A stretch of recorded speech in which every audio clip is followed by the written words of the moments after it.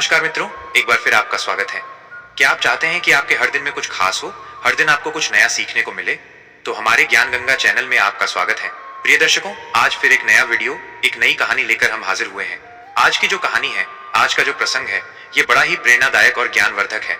एक ऋषि ने बताया कि आखिर किस पाप के कारण स्त्री का गर्भ गिर जाता है या मृत बच्चा पैदा होता है। प्रिय दर्शकों, आज की ये कहानी बड़ी ही ज्ञानवर्धक और महत्वपूर्ण है। तो चलिए, आपका समय व्यर्थ न करते हुए कथा को आरंभ करते हैं। लेकिन आगे बढ़ने से पहले आपको बता दें कि गरुड़ पुराण में कहा गया है कि कथा हो या सीख, अगर उसे बीच में छोड़ दिया जाता है तो वो पाप की श्रेणी में आता है।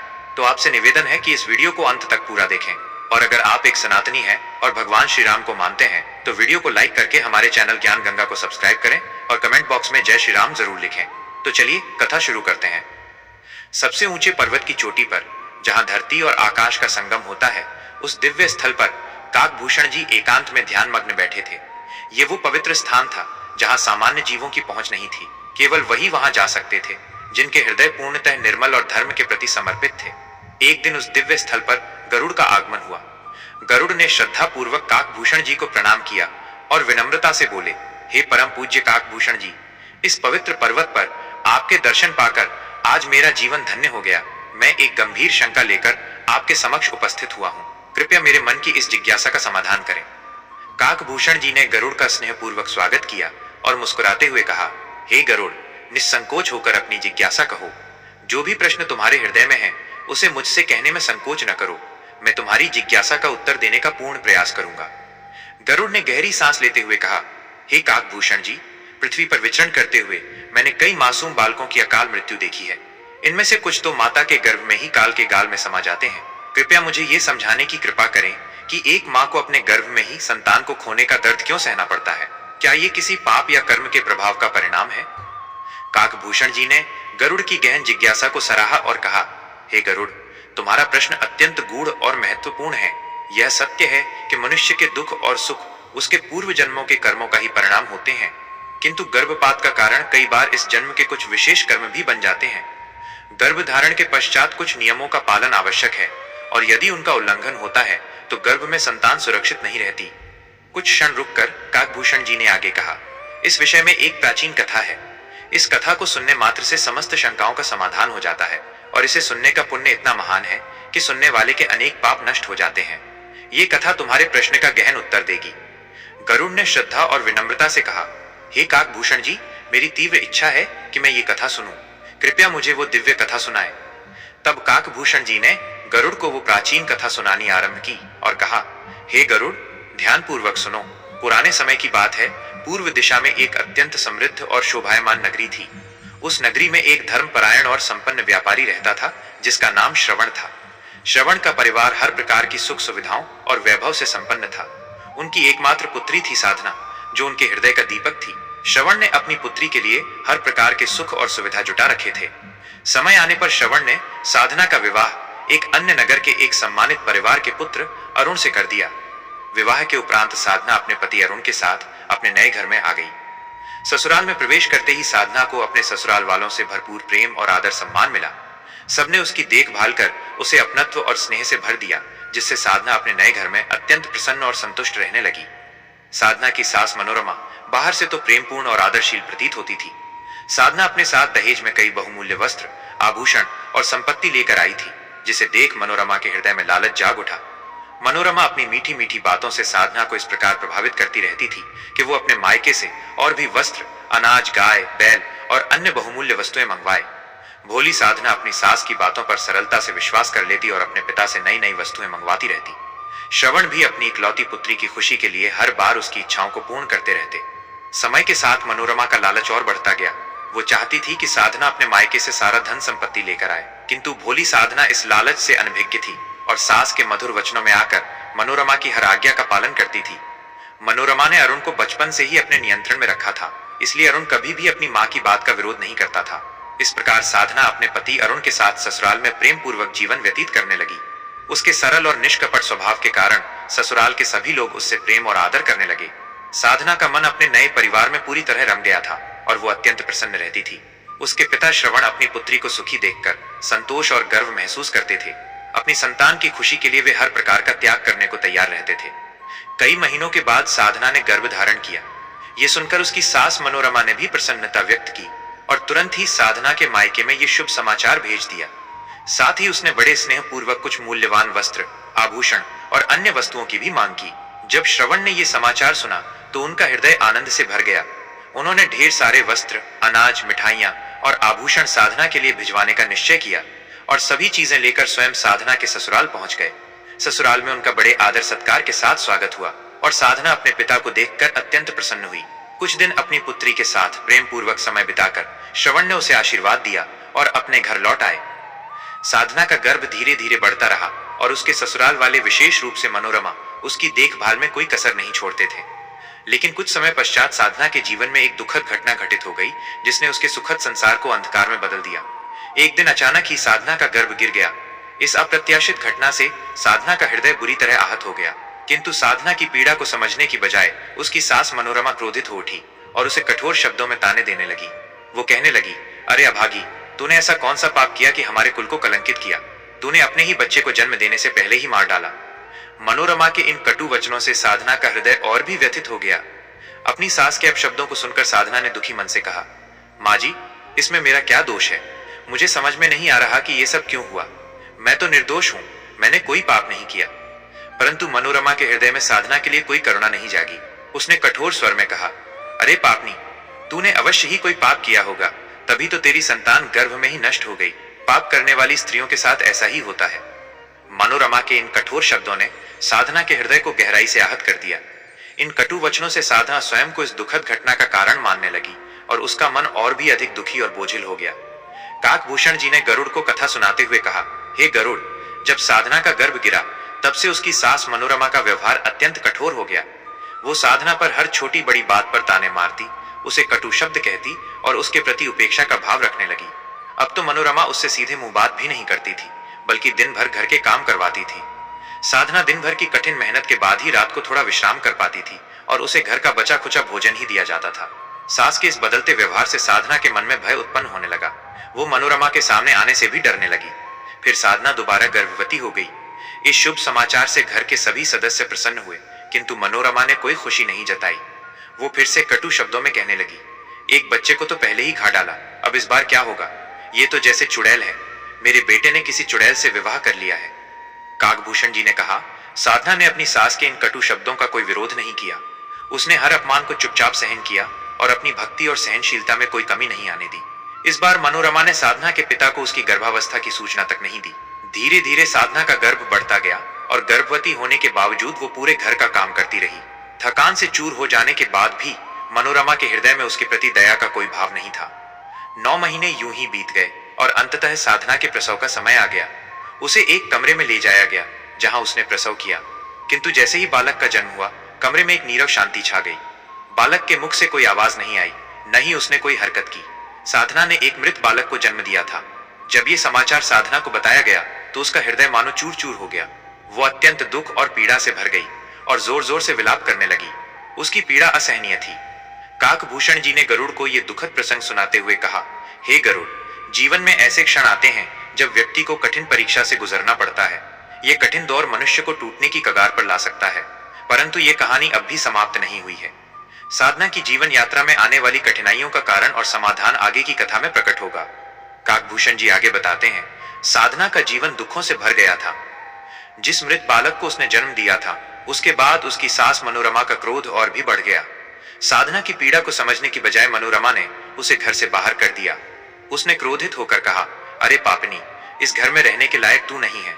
तू तो हमारे कुल का नाश करने आई है। मेरे पोते को मारकर खा डाला, अब तेरा इस घर में कोई स्थान नहीं है।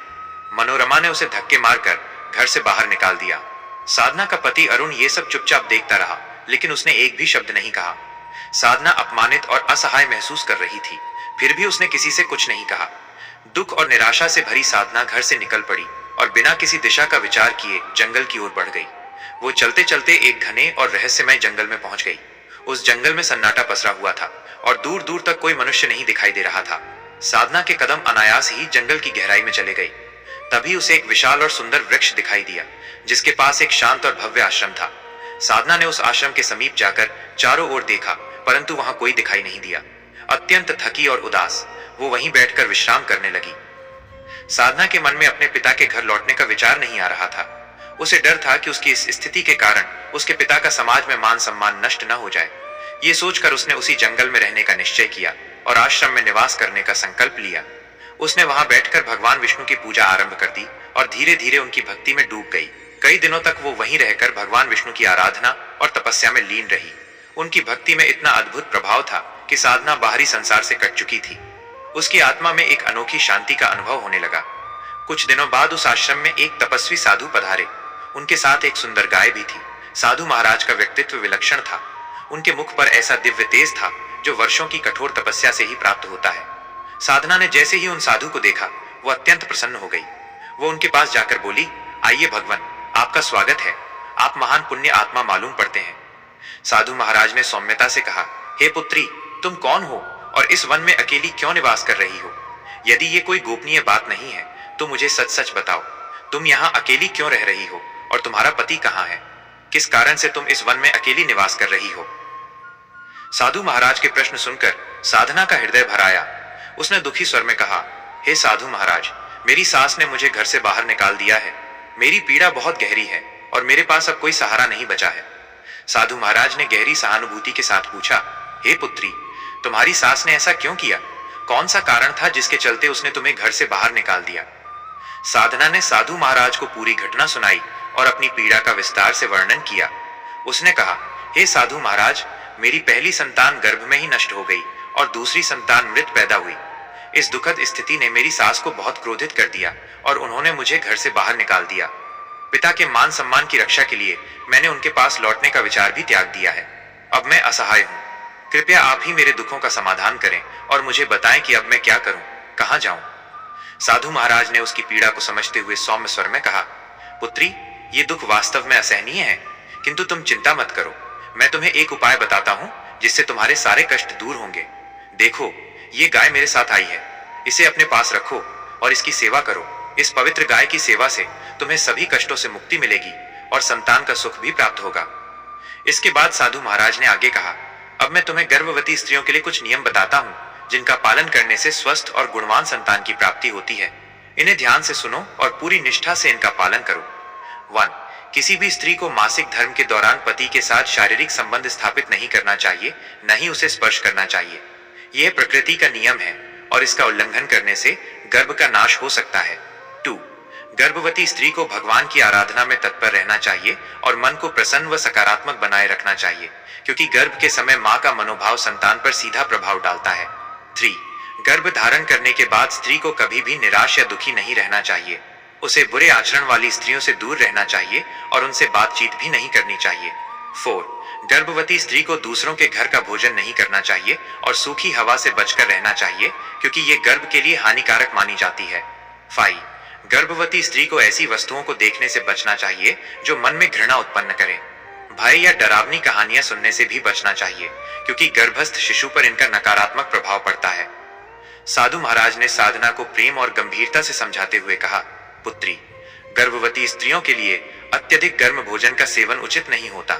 उसे तभी भोजन करना चाहिए जब पहले का भोजन पूरी तरह पच चुका हो, ताकि गर्भ में पल रहे जीवन पर किसी प्रकार का बोझ न पड़े।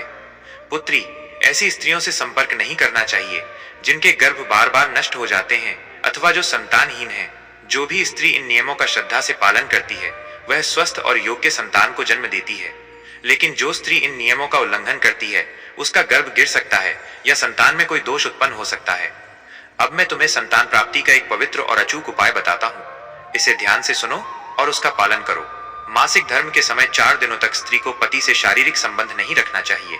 चौथे दिन वह शुद्ध होती है और इसके 1 सप्ताह बाद वो देवी देवताओं की पूजा के लिए योग्य हो जाती है। इस सृष्टि का ये नियम है कि स्त्री और पुरुष के मन में जिस प्रकार की कल्पना होती है उसी प्रकार का गर्भ उत्पन्न होता है। ये सत्य है और इसमें कोई संदेह नहीं है। यदि युग्म तिथियों पर संभोग होता है तो पुत्र प्राप्ति का योग बनता है और विषम तिथियों पर कन्या का जन्म होता है। युग्म तिथियों में द्वितीया, चतुर्थी, अष्टमी और दशमी आती हैं, जबकि विषम तिथियों में एकादशी, त्रयोदशी, पंचमी, सप्तमी और नवमी तिथियां आती हैं। अर्थात काल के पहले सप्ताह में संयम रखना उचित होता है और दूसरे सप्ताह में संभोग करने से श्रेष्ठ फल प्राप्त होता है। काल के 5वें दिन स्त्री को तीखा, कड़वा और अत्यधिक गर्म भोजन का त्याग कर मीठा भोजन ग्रहण करना चाहिए। स्त्री की कोख औषधि पात्र के समान होती है और पुरुष का बीज अमृत के समान पवित्र और पोषक होता है। इस कारण संभोग से पहले स्त्री को तीखा, कड़वा और गर्म भोजन का त्याग करना चाहिए ताकि गर्भ का विकास शांत और संतुलित हो सके। साधु महाराज ने कुछ क्षण रुककर साधना को आत्मीयता से देखते हुए कहा, हे पुत्री, मैंने तुम्हें संतान प्राप्ति के लिए आवश्यक सभी पवित्र नियम बताए हैं। इन नियमों का श्रद्धा से पालन करो और तुम्हें उत्तम संतान सुख का आशीर्वाद प्राप्त होगा। साधु महाराज के उपदेश को ध्यान से सुनने के बाद साधना ने विनम्रता पूर्वक पूछा, हे मुनिवर, मेरे पति इस समय मुझसे दूर हैं और मेरे पास उनसे मिलने का कोई मार्ग नहीं है। ऐसे में संतान सुख प्राप्ति के लिए मुझे क्या करना चाहिए? कृपया मुझे मार्गदर्शन करें। बिना संतान प्राप्त किए मैं अपने घर नहीं जाऊंगी, क्योंकि मेरी सास मुझे घर में प्रवेश नहीं करने देगी। साधु महाराज ने मुस्कुराते हुए कहा, पुत्री, चिंता मत करो, तुम इस गौ माता की सेवा में लग जाओ। इस सेवा के पुण्य से तुम्हारा पति स्वयं चलकर तुम्हारे पास आ जाएगा। संतान सुख की प्राप्ति हेतु इसी सेवा में लीन हो जाओ। इतना कहकर साधु महाराज ने अपनी आंखें बंद की और कुछ क्षणों में ही वे वहां से अदृश्य हो गए। उन्हें अचानक गायब होते देख साधना के मन में आश्चर्य हुआ, पर धीरे धीरे उसे यह आभास होने लगा कि वे साधु महाराज कोई साधारण व्यक्ति नहीं थे, बल्कि स्वयं ईश्वर का रूप थे जो उसे आशीर्वाद देने आए थे। साधना ने उस गाय की सेवा में मन, वचन और कर्म से लगने का संकल्प कर लिया। वो हर दिन प्रातः उठकर गौमाता की सेवा करती, उसे चारा देती, उसका दूध निकालती। साधु महाराज के वचनों ने उसके मन में एक नई आशा और विश्वास का संचार कर दिया था और उसने भगवान पर अपने संपूर्ण विश्वास को और दृढ़ कर लिया। साधना के पति अरुण को एक रात भगवान विष्णु ने सपने में दर्शन दिए। भगवान ने प्रेम पूर्वक उसे निर्देश दिया कि वह अपनी पत्नी साधना के पास जाए, जो इस समय वन में निवास कर रही है। भगवान के आदेश को आदर पूर्वक स्वीकार करते हुए अरुण ने प्रातःकाल उठते ही अपनी पत्नी को खोजने का संकल्प लिया। उसने मन ही मन सोचा कि यदि स्वयं भगवान ने उसे यह मार्ग दिखाया है तो वो साधना को अवश्य ही पालेगा। अरुण वन की गहराइयों में बढ़ता गया और खोजते हुए एक आश्रम के समीप पहुंचा, जहां उसे साधना दिखाई दी। साधना वहां एक गाय के साथ निवास कर रही थी। अपनी पत्नी को देखकर अरुण का हृदय प्रेम और प्रसन्नता से भर उठा।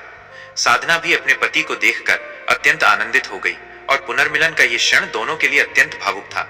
अरुण ने साधना के साथ उसी आश्रम में निवास करने का निर्णय लिया। कुछ समय बाद साधना और अरुण ने साधु महाराज द्वारा बताए गए सभी पवित्र नियमों का पालन करते हुए एक दूसरे के संग रहने का संकल्प लिया। उन्होंने साधु महाराज के दिए हुए दिव्य निर्देशों का आदर पूर्वक अनुसरण किया और संतान प्राप्ति के उद्देश्य से पवित्र समय बिताया।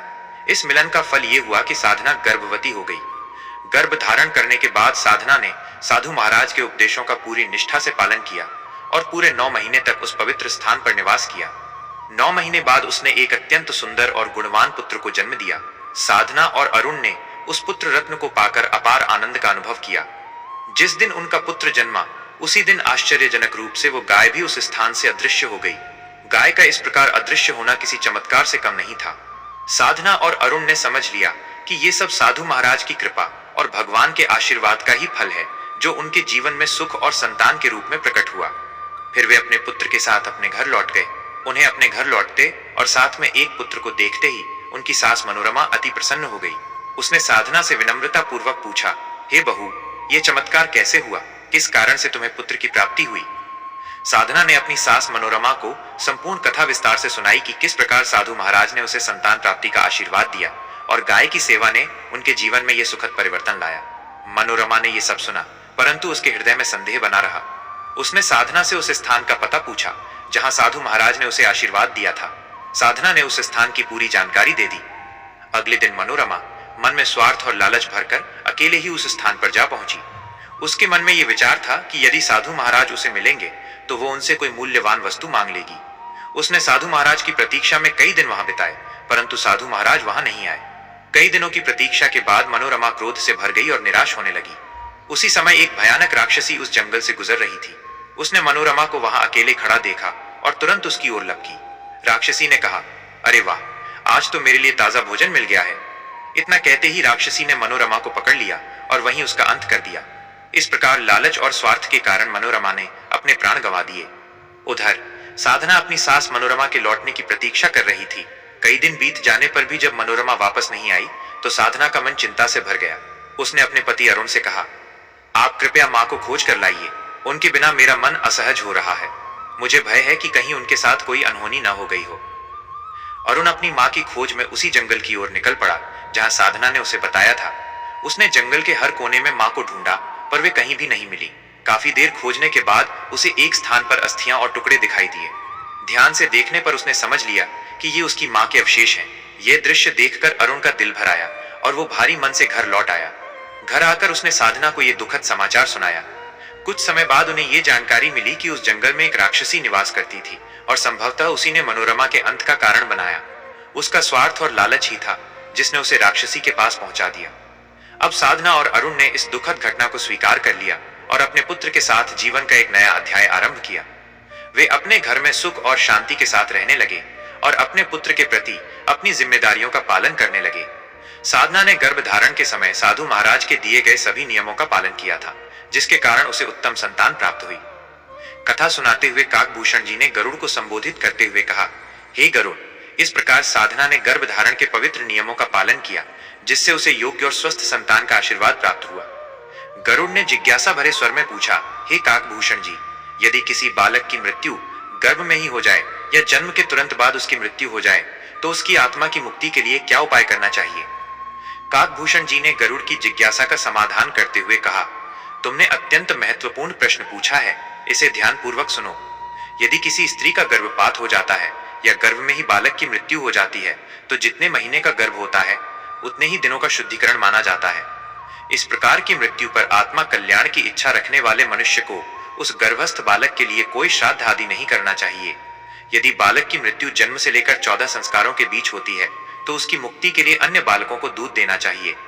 यदि मृत्यु 14 संस्कारों के बाद और 5 वर्ष की आयु के भीतर होती है तो उस बालक का विधि पूर्वक दाह संस्कार करना चाहिए और उसकी आत्मा की शांति के लिए दूध का दान करना तथा बालकों को भोजन कराना चाहिए। यदि बालक की मृत्यु 5 वर्ष के बाद होती है तो उसका विधि पूर्वक दाह संस्कार कर जल से भरे मिट्टी के पात्र का दान और खीर का दान करना चाहिए। इस प्रकार उस बालक की आत्मा को पुनर्जन्म प्राप्त होता है। इस प्रकार काकभूषण जी ने गरुड़ को आत्मा की शांति और संतान के कल्याण के लिए आवश्यक धर्म कर्मों का ज्ञान दिया।